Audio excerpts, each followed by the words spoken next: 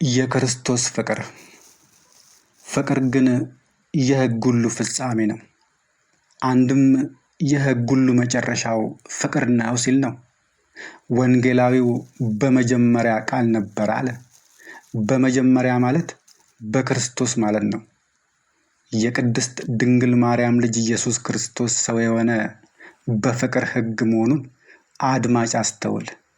ምክንያት አምላካችን እግዚአብሔር እኛን ያከበረበትን ፍቅሩን ሲገልጽልን የልጁን ሕማምና ሞት መስዋዕት አድርጎ ነው። ከዚህ ከማይመረመር የአባትነት ጥልቅ ፍቅሩ የተነሳ ዙፋኑን መስቀል ላይ አደረገ። የካህኑ ዘካርያስ ልጅ መጥምቀ መለኮት ካህኑ ቅዱስ ዮሐንስ የሁሉ አጥማቂ የሆነው የዓለሙ ንጉሥ በእሱ እጅ ሊጠመቅ ሲመጣ ቢያየው እርሱ ሊልቅ እኔ ላንስ ያስፈልጋል አለ።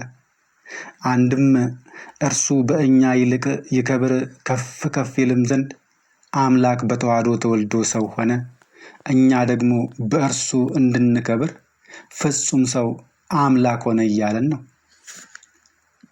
ይህ ዓለመጻማ ሁሉን እያስጎመጀ ከፍቅረ ነዋይ ገዳም አስመንኖን እንደ ገዛ ስጋዊ መሻትና ምኞታችን መኖርን መርጠን ጌታችን ለእኛ የዋለልንን ውለታ የአባትነት ፍቅሩን ከመርሳታችን የተነሳ ኑሯችን፣ ትዳራችን፣ ሀብታችን፣ ስልጣናችን፣ ዝናችን፣ እውቀታችን ሁሉ እግዚአብሔር አይከብርበትም። እንኪያስ እግዚአብሔር የማይከብርበት የማይመሰገንበት ስሙ የማይጠራበት ኑሮ፣ ትዳር፣ ሀብት፣ እውቀት፣ ዝናና ስልጣን እንደ ምንድን ነው? ተወዳጆች ሆይ ጌታችን ራሱን ከሰጠን ከእኛስ የሚፈልገው ምንድን ነው? ስድስቱን ቃላተ ወንጌል መፈጸም፣ ዘወትር ቤተ ክርስቲያን መሄዳችንን፣ ገንዘባችንን፣ እውቀታችንን፣ ስልጣናችንን ነውን? በፍጹም አይደለም። ምክንያት አምላካችን እግዚአብሔር በእኛ ስራ ገንዘብ፣ እውቀት፣ ስልጣን ስለማይኖር ነው። አዎ እርሱ ከእኛ የሚፈልገው የእኛን ነገር ሳይሆን እኛን ያውም ሁለመናችንን ነው የሚፈልገው። በውኑ ከዚህ ፍቅሩ የተነሳ ክርስቶስ ራሱን ከሰጠን እኛስ ከሰውነታችን ያነሰ ስጦታ ልንሰጠው ይገባልን?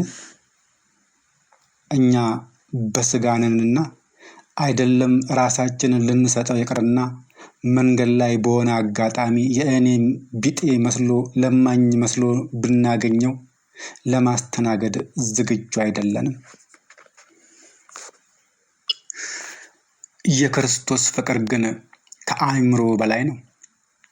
አቤቱ ጌታዬ ከቁጣህ ፍቅርህ ያስፈራኛል። ዳሩ ግን ብሔር የማንነት ነዋይ የደስታ መለኪያ ያላደረገ ሰው የክርስቶስ ፍቅር ለእርሱ ምኑ ነው?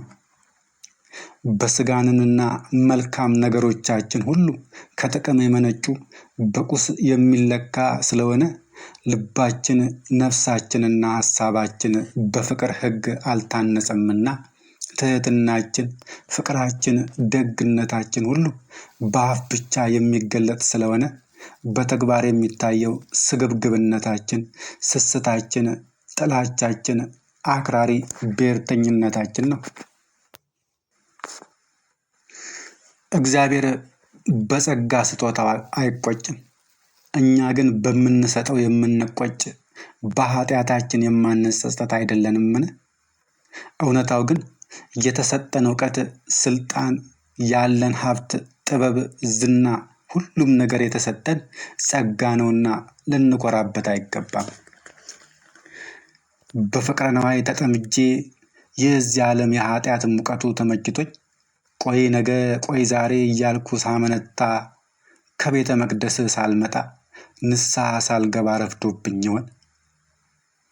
ከልቡ ተጸጽቶ የጌታውን ፍቅር የተጠማ ምሕረቱን የፈለገ ሰው ያሳለፈው የሕይወት ጉዞ የነበረው ያጠራቀመው ጥሪት፣ ስልጣኑ፣ ዝናው ሁሉ አምላኩ ሰው የሆነው ያዳነው በፍቅር ሕግ መሆኑን እንዳያውቅ እንደጋረደውና ሀብቱ፣ እውቀቱ፣ ስልጣኑ ምንም ዋስትና እንደማይሆነው ሲያውቅ ብቸኝነት፣ ፍርሃት ይሰማዋል። ፀሐይ የጠለቀች ቀኑ የመሸበት ሰዓቱ የረፈደበት ይመስለዋል። ያለው ነገር ሁሉ ለጌታው የሚሆን ለምጽዋት የማይበቃ ውለታውን የማይከፍል ፍቅሩን የማይገልጽ መሆኑን ሲረዳ ዓለምን፣ ሕይወቱን፣ ራሱን ይረግማል። ጌታ ስለሆንክልኝ ሁሉ ውለታህን ለመክፈል ከአንድ ንጹሕ ልቤና ከጸጸት እንባዬ በቀር ሌላ ምንም ነገር የለኝ።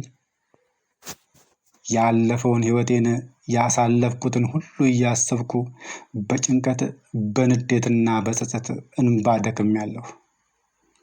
እባክህ ጌታ በኃጢአቴ አትቅና፣ በደነደነው ልቤ አትደነቅ። ሳልዘጋጅ መጥተህ በርህን ሳትዘጋብኝ እባክህ ማረኝ። ሁሉም ወደ እየቤታቸው ሄዱ። ኢየሱስ ግን ወደ ደብረ ዘይት ሄደ።